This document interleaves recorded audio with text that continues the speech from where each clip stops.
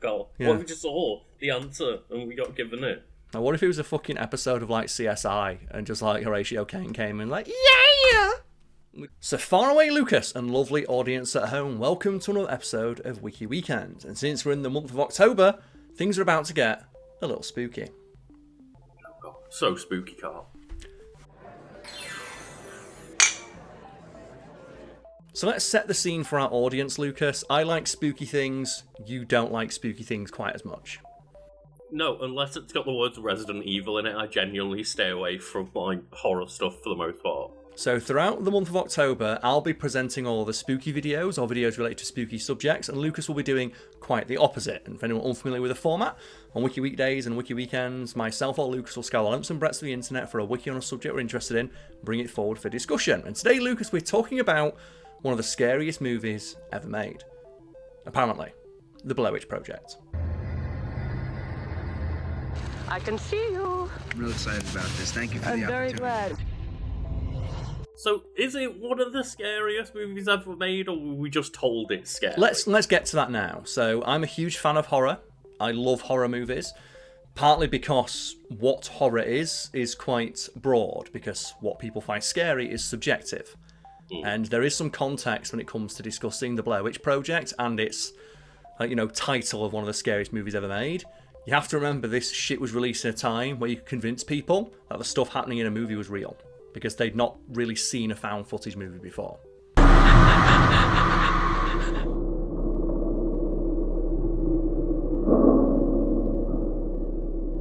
The search of the 3 missing Montgomery College students continues in Frederick County tonight. 10 days and thousands of man-hours have been unable to produce any clues. We have a few leads, a few other options we want to take advantage of, and just try to put together some pieces to this puzzle. The combination of found footage and, I believe, the marketing campaign basically just saying these people died. This is totally mega real. This is definitely something that really happened. We definitely managed to find their cameras and put together a movie based on their deaths. Yes. Which, looking back, they'd never make a movie out of that. But again, it got people. Found footage wasn't really a thing the wider audience knew. I should acknowledge that found footage had been a genre before. You had Cannibal Holocaust and stuff in the 80s, but the genre itself wasn't really mainstream. So when this hit cinemas and that marketing campaign, which was really, really good, it fooled quite a few people. Not to mention as well, a horror movie, you got there's that suspension of disbelief. You got to be willing to turn your brain off just a little bit. And yeah, of course. It's like watching a wrestling match, right? And someone says it's not real, I know it's not real, but I want to just see a man do a 619. Cena's in position. Mysterio gonna dive. Here we go. The 619. But it does say a lot about what we think of, big companies of did they just make a movie about people's death of the footage they found? That's the part I find most realistic. That a bunch of people died and we're going to monetize it. That's Hollywood, baby. But the Blair Witch. But for anyone unfamiliar with the Blair Witch Project, the Wiki has got our back on that one. So the Blair Witch Project is a 1999 American psychological horror film written, directed, and edited by Daniel Myrick and Eduardo Sanchez. One of the most successful independent films of all time. It is a found footage pseudo documentary. And yeah, in terms of success, this has got to be one of the most profitable movies ever made in terms of percentage of money back on your investment. Budget to money made, it is probably one of the most successful movies ever made. Movies have made more money than this, but I think to date, no movie has made as much money as this one did relative to its budget. So the budget was between $200,000 and $750,000. That discrepancy is due to the fact that when the film became a hit, the studio hands like, oh shit, let's throw a couple $100,000 more into the marketing. But by that point, the word of mouth marketing was enough. So the initial budget was about $200,000. Hey, this thing's getting some good buzz. Let's throw another couple $100,000 into the budget. But yeah, $200,000 is largely considered to be the budget for the movie itself. And at the box office, $250 million. I was going to say, I've read it as lower and higher between those two as well. I read that the production budget was about $60,000, and then the movie overall after marketing and everything was roughly maybe $1 million. Which he mentions here, yes. The original budget was $35,000 to $60,000, which ballooned to $200,000 to $750,000 when you take into marketing post-production. Right, yeah. But, the film follows 3 students, Heather Donahue, Michael C. Williams, and Joshua Leonard, who hike into the Appalachian Mountains near Burkittsville, Maryland, to shoot a documentary about a local myth, aka the Blair Witch. And one of my favourite things about the Blair Witch Project is that the 3 characters in the movie are established to be film students, so they automatically get a pass for putting in really cringy, on-the-nose dialogue. No more than 20 families laid their roots here over 200 years ago. Many of whom remain, either on this hill or in the town below. And really, artsy camera angles that the film can't really back up with its overall visual quality. It's like, hey, this is a bunch of pretentious art students. Of course, they're going to try and do Kubrick shit, or do fancy Dutch angles, or over-the-top flowery narration over the top of their footage, and of course it's going to fall flat. They're fucking film students and they don't know what they're talking about.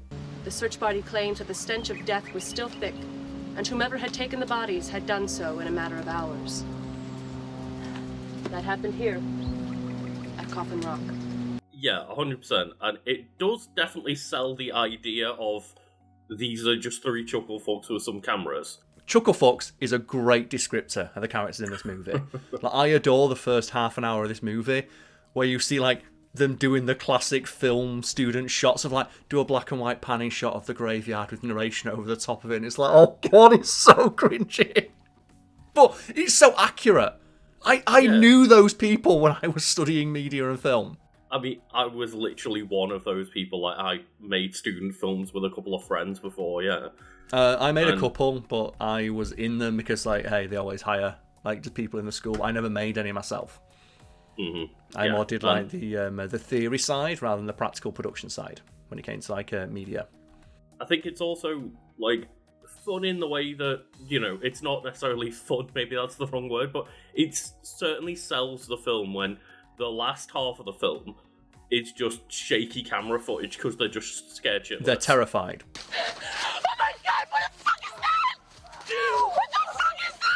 And found footage movies, a major criticism from a lot of people who don't like the genre is, hey, why don't these chuckle fucks drop their cameras and run away? You get an inbuilt excuse for them never stopping filming. They're film students, they think everything's important. Mm-hmm. So when you get why are they filming random shit on the ground? They're film students, they film everything because they think their vision is so important. What killed this dead mouse? Witchcraft? How about God? Reminds me of the film Diary of the Dead. She's not a great of the Dead movie, but the crux of that one is that it's a pretentious film student filming the zombie outbreak. And they open the movie with, at some points I may have added music and different camera angles to scare you and make you realise that humans are the monsters, not the zombies. And you're like, oh, so perfect! It's interesting how quickly we find out what we're capable of becoming. Up until that night, we had lived predictable lives. Now, we would never be able to predict what might happen next. God had changed the rules on us. I haven't seen the movie outright, but I watched some clips in preparation. Again, I'm a big scaredy cat, but watching some of the later parts of the film, I felt myself getting motion sick. I probably would have been in the cinema. It's very tense. One of the things about the movie is it's very, very tense, and I mentioned earlier, it does require some degree of suspension of disbelief. And if you are able to get into that mindset and watch the movie, I think it still holds up in terms of being a scary movie. Some people would disagree. That is your opinion. But I think it still holds up just if you're able to turn your brain off and just convince yourself, okay, what if this was real? I can 100% see why this movie went so viral, because at the time, very unique. People were going in very much convinced that this was really a true story. And yeah, the marketing did its job. It sold that film and sold that scary experience because, oh god, this is real. Yeah, and a not insignificant amount of effort went into convincing people that the movie was real. Speaking of which, Myrick and Sanchez conceived of a fictional legend of the Blair Witch in 1993. They've developed a 35-page screenplay with the dialogue to be largely improvised. So, one of the reasons why the film, I think it holds up and feels so real, is that a lot of it is just the actors being asked, wander around the woods, you're a pretentious film student, go. And then as, spooky things begin to happen, the directors put their thumb on the scale by deliberately doing things to piss off and frustrate the actors so that their frustration was palpable. You're a fucking asshole! And if we wasn't doing shit all day! If we get hurt or if we die out here, it's your fucking fault! It is your fucking fault! Do you understand? For example, they got told, like, hey, wander around the woods for 6 days, we'll leave you dead drops of food, supplies, and your, like, direction for the next day. They would intentionally put less and less food in those dead drops. They would run around the woods at night with boom boxers, freaking the actors the fuck out. They'd run up and shake their tents. So when they see them, like, wandering around the woods filming, like, for fuck's sake, we're lost. A lot of that is genuine, and how much of it is genuine has been embellished over the years, which is sort of, like, ironically enough, created a legend about the movie, and how much of it is real, how much of it is just the actors were good at acting. So that one would have Heather, Josh, and Mike's, our names on them, and inside there'd be notes, and the notes would be differing. They would create conflict through these notes. We weren't allowed to share the notes. And I will say, I can tell that a lot of the script was improvised because half of every single clip I saw was them just shouting each other's names. Yes. There's a lot of shouting each other's names, but that's realistic. Oh, God! No. Oh, no. You gotta be kidding me! This is a joke! No. It totally is. Like, it's not good movie writing, but it makes it feel more real, because that's what you would be like. Yes. Like, I've often talked about, like, lines that you can tell were written by a writer as opposed to something that a person would say in the moment. And within the horror genre, I think the best example of that is the game Dead Space. I'm going somewhere with this, and I contend that the character of Isaac Clarke has some of the most realistically written dialogue for a protagonist in a horror situation.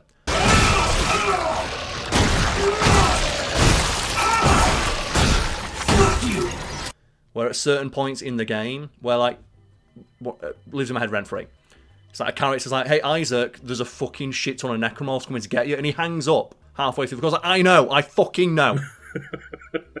Isaac, they're swarming into the ship. Yeah, I know. I'll call you back. And he doesn't have an action hero line. He doesn't have, like, something smarmy or witty like a Marvel character. It's like, I know, leave me alone. And it's reflected in all of his, like, grunts and efforts as well, right? Where the amount of times he's just screaming in fear, go, fuck!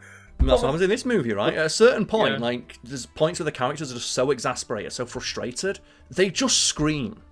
Mm-hmm. In just complete, impotent frustration at the situation and the hopelessness of, like, where they found themselves.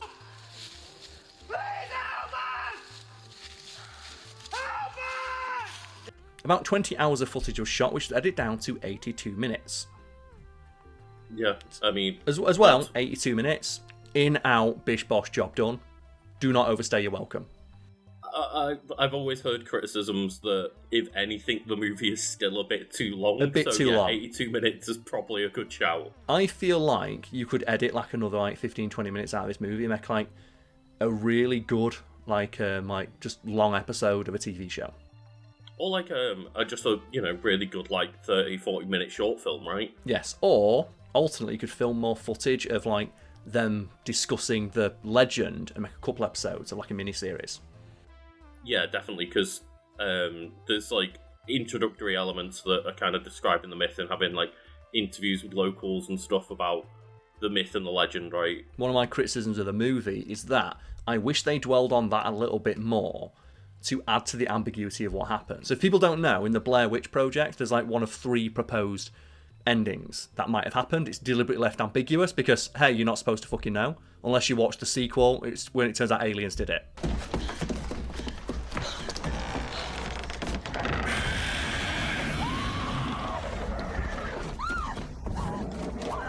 Wait, what? Yeah, that sequel fucking sucks. Jesus Christ. There are 3 theorized endings. One of the characters just went fucking ape shit and just beat Heather to death with the camera because she wouldn't shut the fuck up.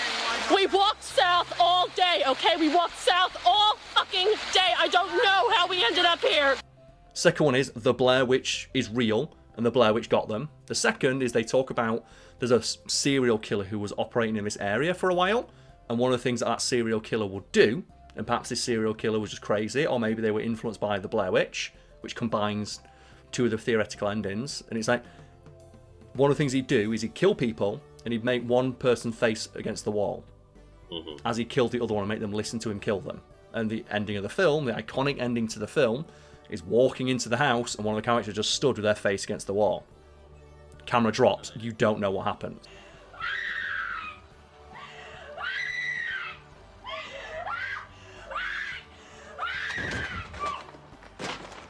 Yeah, seemingly the other characters got killed. Like, again, like, well, you don't know, and the ambiguity is the point. And for years and years and years and years, people argued, it's like, did they go crazy?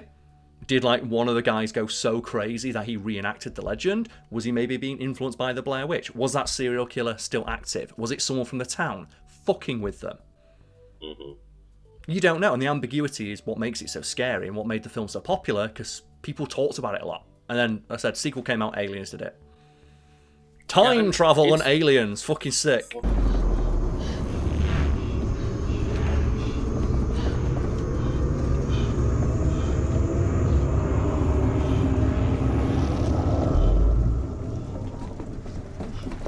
What the fuck was that? I believe, like, they went back and added in some of those interviews to, like, try and clarify the ending a bit about, you know, that story of, like, the guy that would force someone to stand against a wall, things like that. So in the sequel movie, I've never heard of a movie doing this, but they go back and retroactively change the Blair Witch to make the sequel make more sense. For example, do you like the ending part I just described?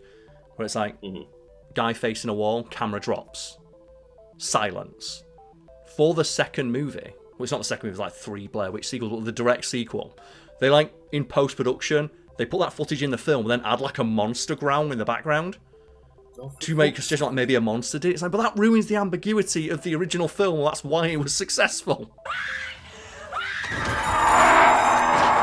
When the Blair Witch Project premiered at the Sundance Film Festival at midnight on January 23rd, why not Halloween? Its promotional marketing campaign listed all of the actors as either missing or deceased. And one of the reasons they were able to do that is that they got unknown actors by putting an ad in just an acting magazine of like, hey, we need 3 people. Will you work for, like, not a lot of money for a couple of days? And those actors were told, do not do press. Do not tell people you're in this movie. Do not do any press. Do not respond to any requests for interviews. I believe they also got listed as deceased online for, like, online, a year. Which, yeah, that's got to suck as an actor trying to find work afterwards. So, like, well, it says here that you're dead. Yeah. But then you get to be a literal part of cinematic history, right? Of, like, one of the most successful movies ever made, you're the star. Like, one of the most successful marketing campaigns of all time, you're the star. Not to mention as well, must be great for the actor of, like, specifically being told, do not do any promotion. Oh, sick, let's go home then. However, it does seem like they got completely fucked on the back end of this. Yeah, I'm not sure how much money they made off it, because I don't think I've seen many of the actors in much of the stuff. I've seen them do interviews, and there's a great documentary about the making of the Blair Witch, where they talk about, yeah, it's a pretty rough production, just 8 days of wandering around the woods with no food. Sucks ass. Yeah, I think they ended up suing the distributor of, like, we did not get further compensated for how successful this movie was. Yeah, they were young actors, right? And they didn't think it'd be as big a hit as it was. But it mentions here that despite the success, the 3 main actors had reportedly lived in poverty.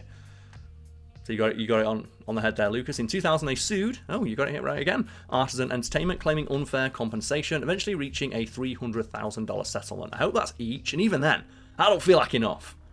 This movie made $250 million.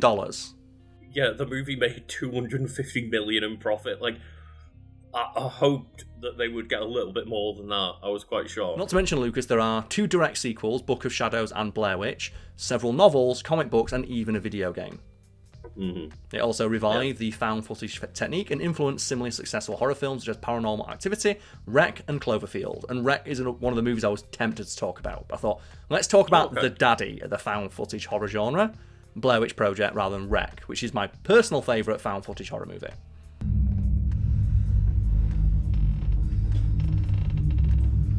Tranquilízate. Bien.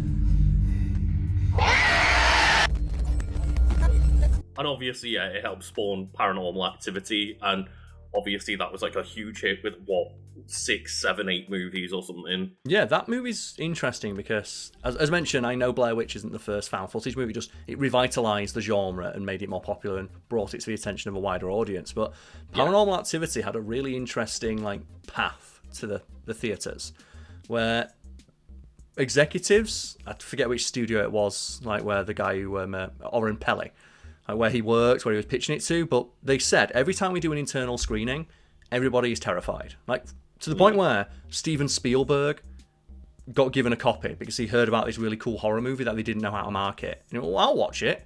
Oh, maybe I can give you some ideas. Brought it back in a bin bag the next day and said, I don't want it in my house.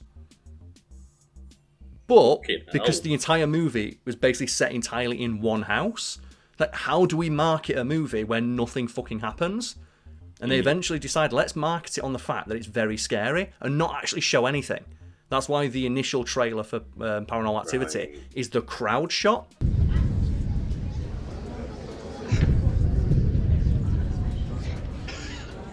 So I think it was Oren Peli himself when they were like, we don't know how to market this. What footage do we put in a trailer to convince people to watch it? He went, don't put footage in. Film the audience. Let me do a test screening and film the audience and put that in the trailer. Something's here. I feel it breathing on me. I've not watched those movies either, but the one thing that I remember about that film or the marketing for it or whatever was just a woman like being like dragged out of the room screaming. Yes, and the Paranormal Activity series, it goes off the fucking rails, and the making of the first movie is really interesting because it has like multiple endings. Oh. And like, because they kept trying to think, well, how do we end it? And the one was like the woman getting dragged out of the room. There's another one where it's like, it's similar to the Blair Witch Project, where the ambiguity of like, is it people going crazy or is there actual paranormal shit going on? Eventually, like, if you watch all those movies, like, there's definitely fucking ghosts in this house and it's nobody's fault. Just ghosts getting them.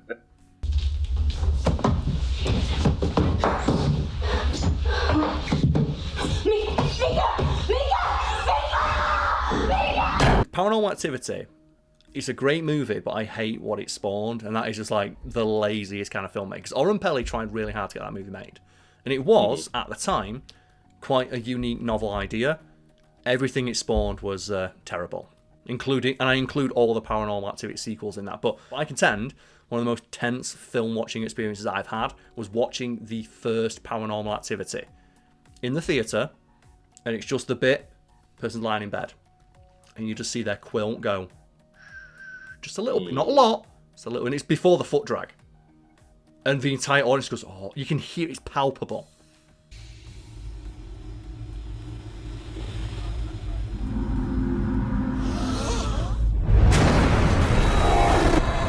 And you know, I'd argue, for example, one other film that I can think of that's kind of similar is Saw, is that it spawned a lot of slop, but that original Saw movie is a great thriller. Not to mention it has a really good just core premise of asking the question, what would you do to survive? Would you saw off your own limb if it meant you get to live? That's a really interesting question to pose to the audience and have them think about throughout what, as you say, it's a pretty decent film, like thriller. But Paranormal Activity, I hated that.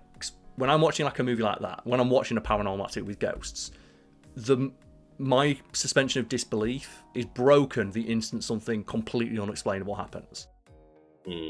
For example, like with the Blair Witch Project, the fact that it's very ambiguous what is going on is why I find it so scary. And I hate the fact that the sequel's like, no, fucking aliens did it. Same with Paranormal Activity. I think it's really tense up until the lady flies completely out of the bed. Because at that point, you can't chalk that up to just you're going fucking crazy. Yeah, at that point, you just lose all ambiguity. It's like, as I say, just the only bit I've seen is probably that bit. And I guess there's ghosts in this film then. I describe it as the tension equivalent of just showing what the monster looks like. Yeah, I think I got kind of forced to watch, I think it was Insidious, and that was really scary until the moment where this just absolute dumbass gets shown on screen. The Darth Maul ghost, yeah. Like, for example, like one of the bits in Paranormal Activity, I was like on the edge of my fucking seat, and you could feel it in the cinema, is where just like, you're filming a baby's crib, and just the woman walks in and stands over the crib, completely unmoving for like 4 fucking hours. It's so unnerving because it's like, what actually is going on? Oh, it's a ghost. Yeah, and obviously I made fun of how scary is Blair Witch to begin with, but it does a good job of building tension, at least. I think that's the strength of this film. Yeah, I say it's a very tense movie, but how scary it is largely depends on how much you're able to empathise with the characters and whether or not the situation that they're in is personally something that you would find scary. I'd personally find being lost in the woods with a bunch of film students who won't fucking stop filming me terrifying. You're on? Rockin'. We're ready to go. We gotta go up to the shack, the shanty. Yep.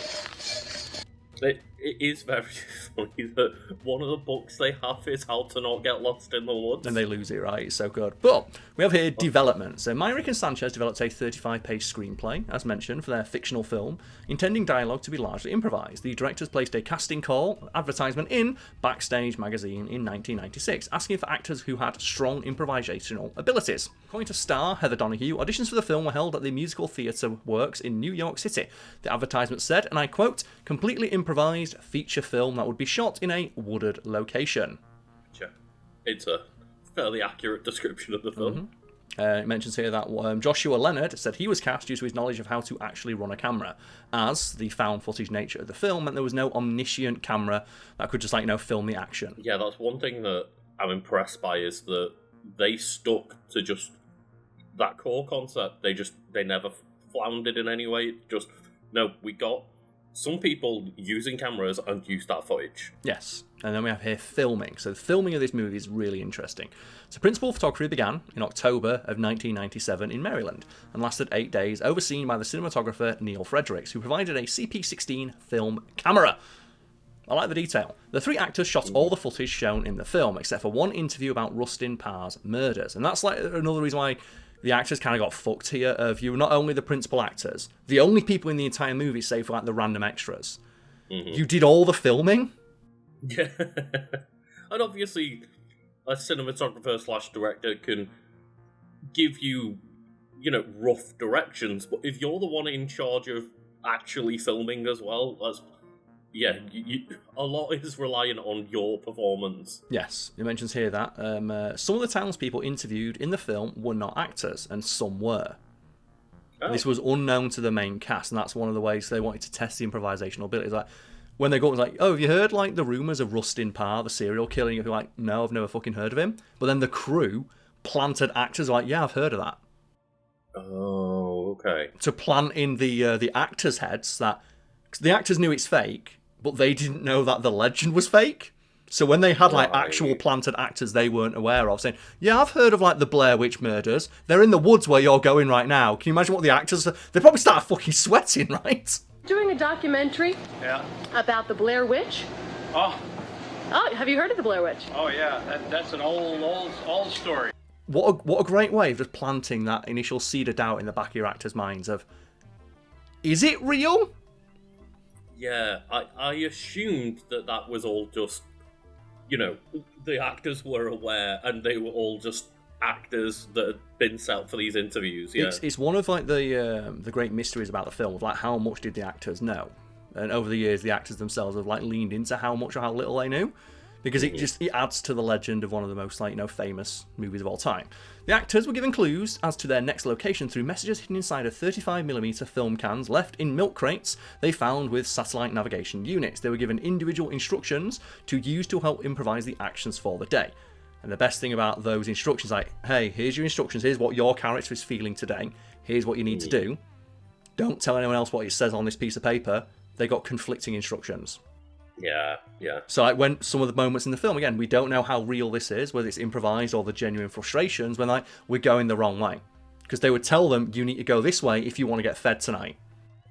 But then they might have all been given different directions. About where to go. So sometimes when they're arguing about where to go, or if they're lost or not, because they'd also put, supposedly, hey, look out for this landmark. And they would only mention that in one of the people's instructions. So when they're saying, hey, we're in the right place because I recognise that tree. What tree? No, I don't have the map. We gave it back to you after map check yesterday. You've always had the map. I know, and I've always had the map in the same place, and if it's not there, one of you had to have taken it. I'm not going into your fucking pants to get your goddamn map, man. I just checked my pocket. It's not in my pants. Look, would I go in and get your map? All I want to do is get out of here, man. I'm not fucking around. That's all I want to, man. it's got to be so difficult in comparison to actually, unless it's, you know, in the middle of the night or something, to actually get lost in the woods in the UK is pretty difficult. If you walk in a straight line for an hour, you're probably going to find a road or something. Yeah, like somewhere like, you know, the woodlands areas in America are bigger than like entire counties in the UK. Mike? What? There's something out here. To create the ritualistic talismans left about the camp, and Lucas, like, any thoughts on who left those? Was that one of the people in the film fucking with someone else? Was that someone from town who came in to mess with the outsiders? Was that the serial killer? Was it the Blair Witch? Was it apparently it was aliens, but apparently, yeah, just aliens. But yeah, there's like some like totems and voodoo dolls and stuff like that they come across, right? Yes, including like the iconic like Blair Witch just straw effigy. Supposedly, for they used teeth, real human teeth for those. They didn't tell the actors that it was real human remains. They obtained them from a dentist. I was gonna say, it's a little bit suspicious, but fair enough, yeah.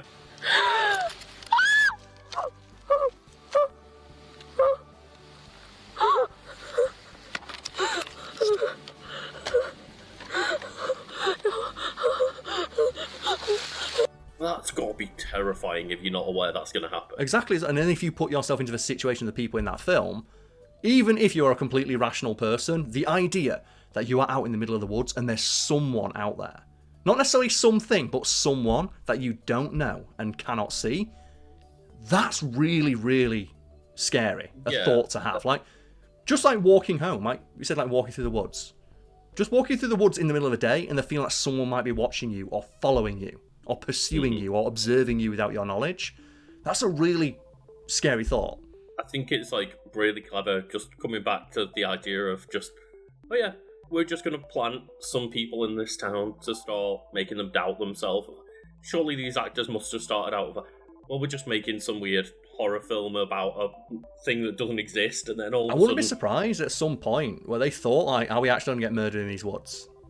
Yeah, like, all of a sudden there's townspeople saying, oh no, yeah, I know about this, and then there's effigies in the woods and like human remains and stuff. It's like, oh god, this and then is as well, like producers running up to the tent and smacking them with sticks. Instead of using fictional names, all three actors use their actual real names in the film, something Heather Donahue has regretted doing to this day, stating in 2014 she had trouble finding new roles because of it. Yeah, no shit. So they Google Heather Donahue dead, question mark? It worked so well that it kind of screwed the actors over completely. Because people thought it was real. Like, people thought this movie was super real. According to the filmmaker's commentary, the unseen figure that Donahue is shouting about as she is running away from the tent is the film's art director, Ricardo Moreno. And this is something we mentioned in a fact theme video where, because the action was being filmed by the three principal actors, so there's some stuff that they did that got missed. And one of the things that got missed is what could have been a very harrowing shot where Ricardo Moreno, he was wearing all white. He was wearing like a pure white outfit. And he's quite tall and he was instructed to run with his arms all gangly by the side. So during like Heather sees someone, she starts fucking screaming. She can see just this weird gangly man wearing all white, kind of in the distance in the dark, running about in the woods. Oh my god.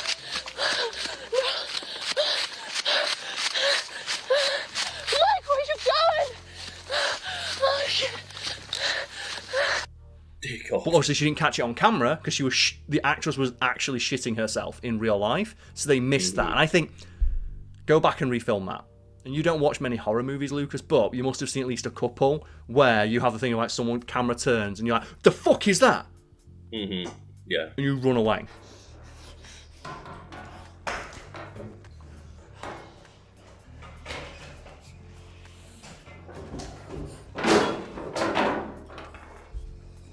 Just like the idea that it turns out they found Bigfoot out there. Could have been, we don't know. Then we have here compensation controversy. So in 2024, Donahue, Lennon and Williams detailed to Variety how, according to their claims, they had never been adequately compensated by Artisan Entertainment / Lionsgate for their work on the original movie. They recall living in poverty after success, being barred from saying so publicly. That's like due to the deal they signed, like, hey, you're not allowed to do any press for this. But that was nebulously enough written where that also meant you can't complain that we're not paying you.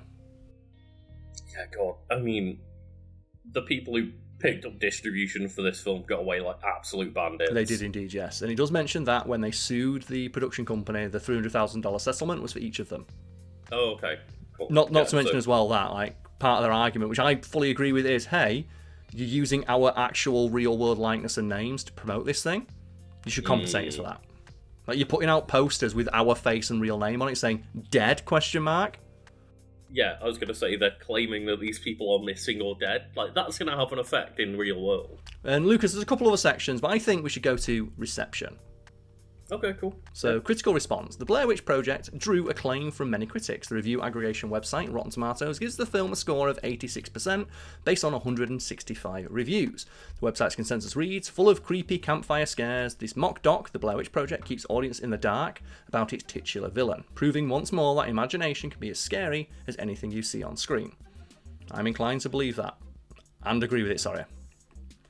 Yeah, and as far as I'm aware from what I've kind of heard through, just osmosis over the years, is that it's quite a divisive movie. It was parodied a lot and made fun of a lot of, like, nothing happens. It's like, if you want to look at it in the most literal, mechanical sense, yes, very little happens. But you can say that about 12 Angry Men. 12 Angry Men is just 12 fucking dudes in a room having an argument. Nothing fucking happens. Yeah. One of the greatest movies ever made.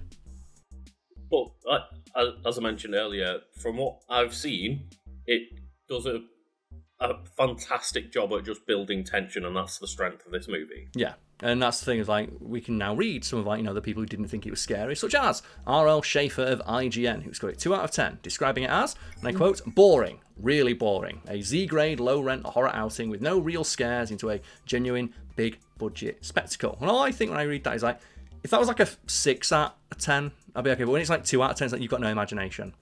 Yeah, 2 out of 10 is rough. Like, that's really harsh. Yeah. For a completely unique novel premise. Not like, it's not completely, but, a unique novel premise that is legitimately making audiences, putting them on the edge of their seat and having them think that it's real. A movie where people walk out asking, was that real, is a fucking effective movie, in my opinion. Yeah, it might not be to your own tastes, and you might want more big spectacle in there and more action, but it did what it was trying to do. And I think a 2 out of 10 is just unfair. I'd like to ask this person, like, hey, what do you think of, like, 12 Angry Men? It's shit, nothing happened. It's just a bunch of people sat around a table having a conversation. Yeah. Not a single person whips out a gun.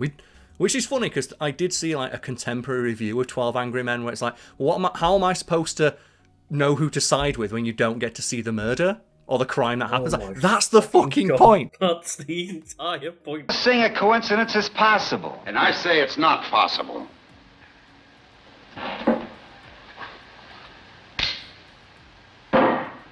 Where did that come from? What if we just saw the crime, Karl? What if we just saw the answer and we got given it? Now, what if it was a fucking episode of, like, CSI and just, like, Horatio Caine came in, like, yeah! We just knew.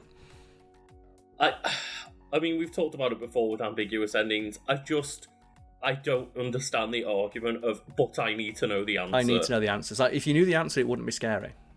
It wouldn't be interesting anymore. And almost every fear can be boiled down to fear of the unknown. Now, I'm scared of spiders. But the thing I'm really scared of is not knowing that a spider's there.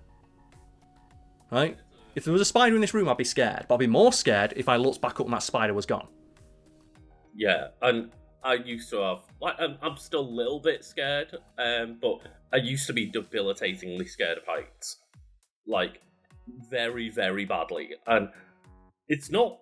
I'm not scared of being high up. I'm scared of falling off said high place. And you're scared of that, of what would happen, right? The fear of what would happen if this. Yeah. But it is interesting. Like, that's why I love horror, but there are people out there who just don't like horror. No, yeah, I don't like being scared.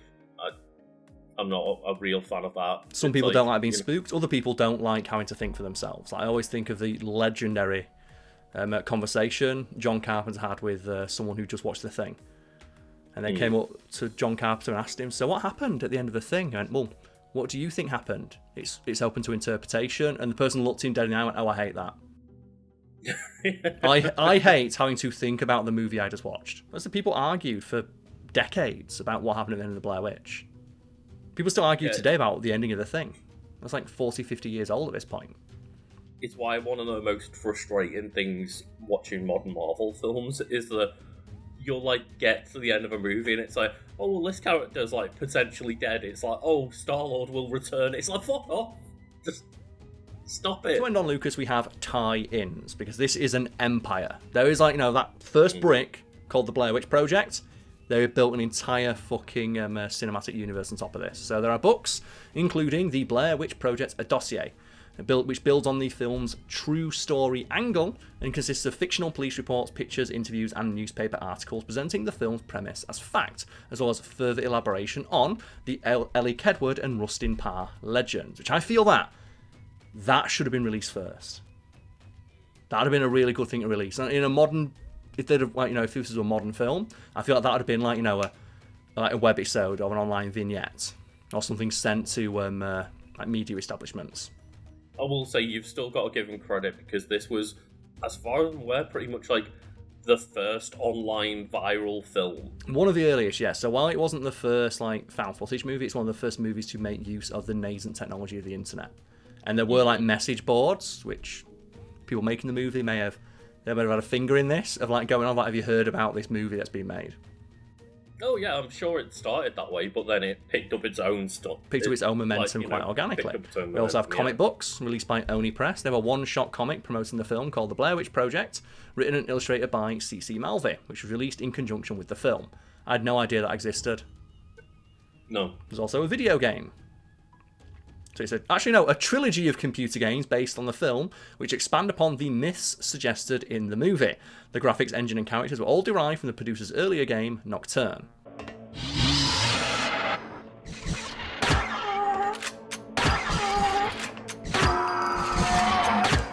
Yeah, I was not aware that even one video game existed, let alone multiple. Yes, so they include, like, it's basically set as like 3 volumes. It's Rustin Parr.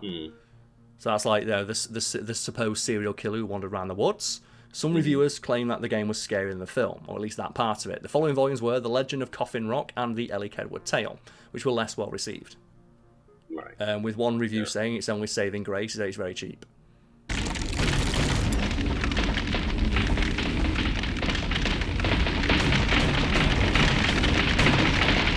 It could have been really interesting to make some kind of like found footage FMV game as a Blair Witch game. The Blair Witch Project feels like the perfect vehicle for a project like that to me, like, given how popular those like analog horror first person games are, like what that Slender Man one and stuff. Yeah, or you could do it, I guess, more kind of like something like Immortality or Hair Story, or something like more interview based. And that could like be good. Talking Heads. That could be interesting, yeah. And then we have a Bloober team developed The Blair Witch, a first-person survival horror game based on the entire franchise, released in 2019. There's also many parodies, which are all terrible. Every single one's terrible. Scary Movie must have done a parody of it at some point. Yeah, right? but like not the good scary movies, the bad ones. Yeah. And then we have sequels: Blair Witch: Book of Shadows, which is fucking terrible. On October 27th, forget everything you've heard. Forget everything you've seen. Because this time, the truth is scarier than fiction.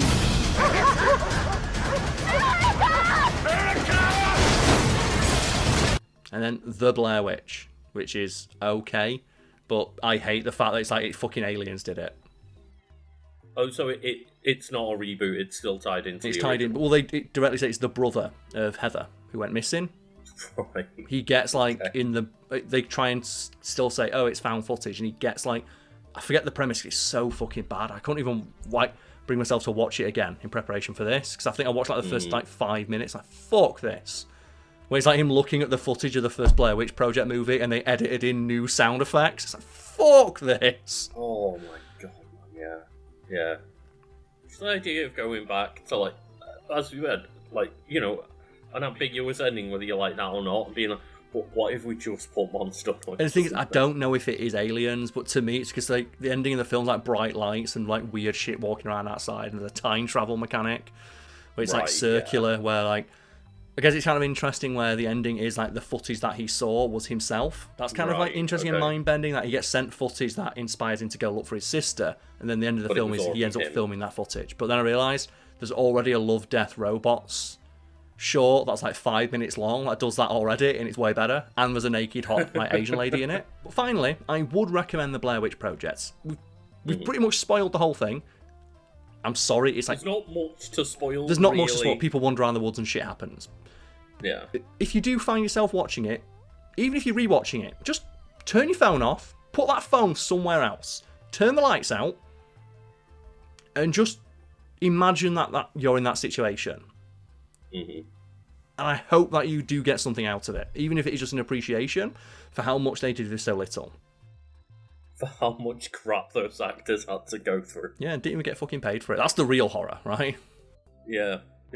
I mean, obviously they got compensated in the end a bit, but still, I think that's not that much.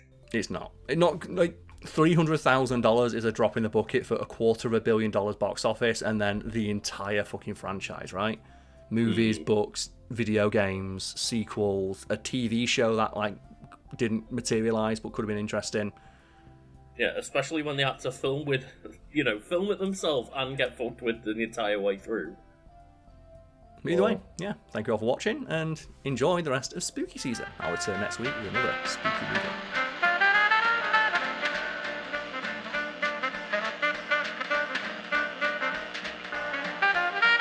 What a story, Karl or Lucas. That sure was a great video. I wasn't sure what you were doing for a second. So welcome to our shout-outs to our big PPs over on Patreon. And PP stands for Patreon Producer. We call them PPs because it's funny to say. Carl, they're the big PP. They are the big PPs, yes. And if you would like to become a big PP, you can follow the links found below to become a member of our Patreon and hear your name be shouted out like we're about to do now. And the first name to shout out, Lucas, is someone who's taken a gauntlet I threw down on the ground many, many months ago and decided to put a piece of poo in it and then slap me across the face with it by creating ever more elaborate and difficult tongue twisters. So the first person I need to shout out is through rough, cough, sloughing snuffles, brought tough, thought fraught throngs through slough, slight altins suppose the stress. And it appears that their name got cut off by the character limit over on Patreon, so do be aware of that. But I think I nailed that tongue twister. I also like as well like referencing slough in a tongue twister. It's slough. Or imagine being able to be magically whisked away to Delaware. Hi, I'm in Delaware. And I'm going through some rough coughs at the moment, so it's quite fitting. So if I sound a little bit off, I'm just ill still, and I still want to be here to just shout out everyone and give thanks for support. So, yes, literally fighting through illness. And before we did this, Lucas just looked at me like, Karl, I don't think I'm going to make it. But the next person we have to thank for their lovely support is Daddy Grunt. And Karl, obviously, we could acknowledge Daddy part of Daddy Grunt, but I'm just going to say, like, in terms of grunting, in terms of, like, acting, what's your favourite kind of, like, effort in a video game or whatever? There's a couple for me. I do like the efforts for Isaac Clarke in the Dead Space game, because all of his, like, grunts of just to the point where he literally starts shouting, fuck you, if you swing around his gun enough.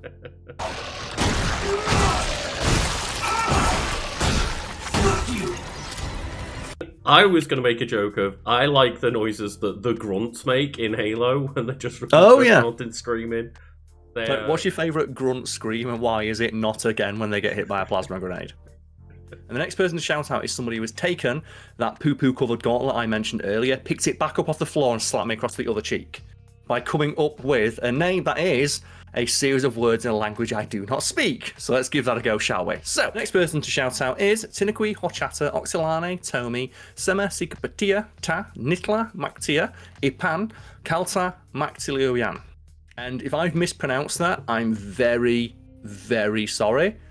If you can't tell, I'm very bad at pronouncing words I'm not familiar with. So I deeply apologise for my bad pronunciation, but I do get the feeling that the person who picked that as their name on Patreon kind of wanted to see me fail a little bit. A little bit, yeah. Just the thing is, just a little bit. Yeah. Not too much where we're going to get cancelled for, like, have you heard how bad that pronunciation is? But enough where they can be like, look at this fucking dude struggle. Playa, Yakur. Of the volcano, Aya Fiatla Yurga. Here. Eja Fiatla Kula. Aya Fiatla Joku. I mean, Speaking of struggling, Karl, I don't even have words for the next shout out, so... That's what I mean. Like, people have, like, these gauntlets, I feel like there's multiple gauntlets now with multiple kinds of poo in them that people are like throwing at us left and right. So the next person has not even submitted a name. They've submitted a story told via emojis. So Lucas, what is this story? I don't necessarily know what the story is. I can't quite grasp it, but it does appear to be a series of faces made out of punctuation. So I'm going to do my best to describe what I see. So Lucas, I now get to say one of my favourite lines from one of my favourite bad game shows. Say what you see. £290. What do you think it is? Tip the waiter.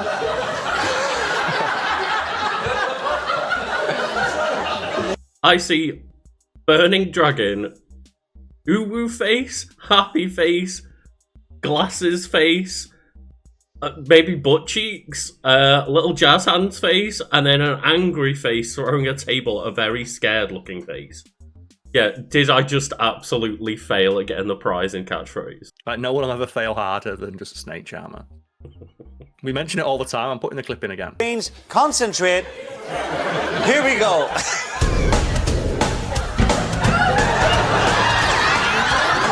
Sean! Snake charmer.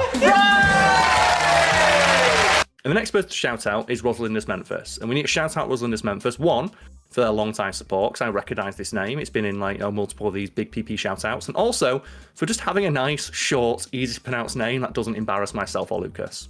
True. And I mentioned in the last like big PP shout-out, I do try to put in like a fun clip for each person's name when we shout them out. And the one I keep trying to put in for Rosalindus Memphis is a song with the word Memphis in it.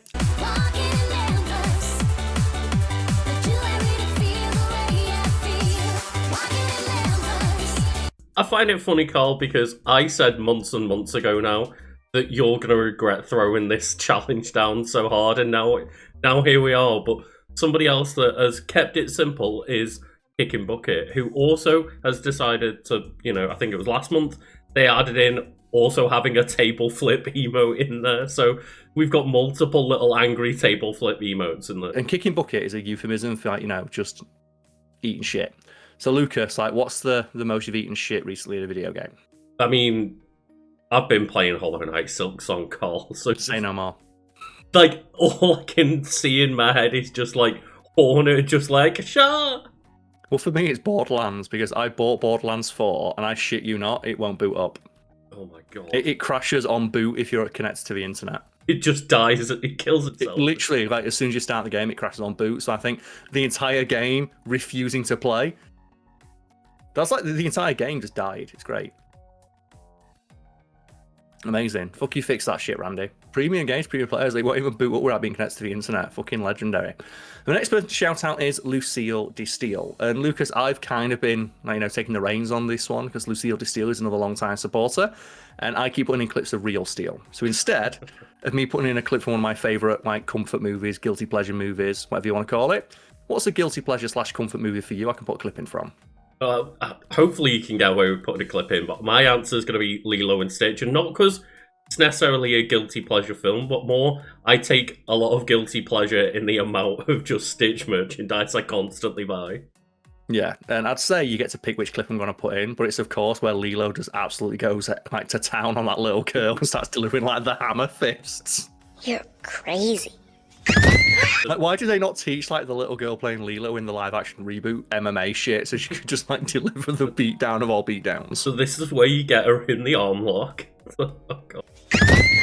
And the next person we have to thank, Karl, is Be of Awesome, who has provided the answer to the riddle that they provided last month, which I'm a big fan of. The idea of giving us a month worth of setup and then a month worth of payoff. And Lucas, would you like to remind people of the riddle they posed to us last month? Because that's another fun thing people are doing with the big PP shout-outs of posing questions and riddles to us that we have to answer. It's answer me my riddles 3. So Be of Awesome, the answer to last week's riddle, what lies on the ground 100 feet in the air? It is an upside-down centipede. And should have seen that one come in. Yeah, I read that and was how does that make any sense? Why would there be any... We admitted to not cheating. We could have cheated for that riddle and made us look really smart, but we figured we could cheat for the riddle and look smart, but then people are going to see us try and pronounce these foreign words and just then know we're not that smart. But the next person to shout out is ghost emoji, little ghost emoji, and it is spooky month. Lucas, do you have a favourite ghost or character who is now a ghost? That's not going to be too much of a spoiler. Well, I'm going to go with Pokemon, as I do love Pokemon, and I'm going to say Mimikyu, because that's fair. It's quite fitting for October, I'd say. It's in, like, permanent outfit of, like, Pikachu cosplay, because if it's not... wearing a Halloween costume, right? It's literally wearing a Halloween costume, but if the Halloween costume falls off, everybody dies. I know it can't be, but could it be? Pikachu's hair! And then next person we have to thank, Karl, is Split Scream, another person that has just, you know, gracefully not punished us, so I have to thank them for that. And their name is Split Scream, and we are in Spooky Month, as mentioned. So, Lucas, is there a favourite example you have of what I like to refer to as scream acting, which is where actors just scream real loud and it's very convincing, or, at the very least, entertaining? Well, my favourite moment of scream acting is in the movie Scream, where they... I knew it. I knew it. When Matthew Lillard just gnaws on the scenery. Yeah. Yeah, of course. Like, the faking death moment, just, the reveal. It's like, yeah. That's right. You gave it up. Now you're no longer a virgin. That virgin. Now you gotta die. Those are the rules. My favourite example of like proper scream acting is Shalto Copley in District 9, where he's just screaming in like with his really broad South African accent, like "Fuck you, you fucking prawns!"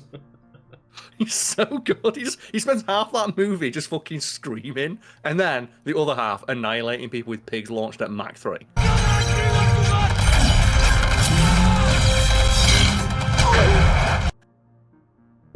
Not the Mach 3 pigs. No one wants the Mach 3 pig. Except for Shalto Copley, because he's like, fucking prawns! And last but not least, we have to shout out Ranma Satami. And it's really fun as well, because like, when I booted up my computer this morning to start work, I saw we had like a Patreon subscribe, and it was Ranma Satami. I'm like, that's perfect. Me and Lucas are doing the shout outs later today. They picked us at the post and got it at the last possible second to get their name in the credits. There's my name right there. Ranma Satami. Looks more like Brad Storch. No, it says Betty. Betty Symington. Thanks for taking credit for other people's work. We appreciate the support of our big PPs, our PPs, and just everyone who watches these videos, especially if you're watching it to the end and seeing us talk now. Thank you for watching. We'll see you all next time.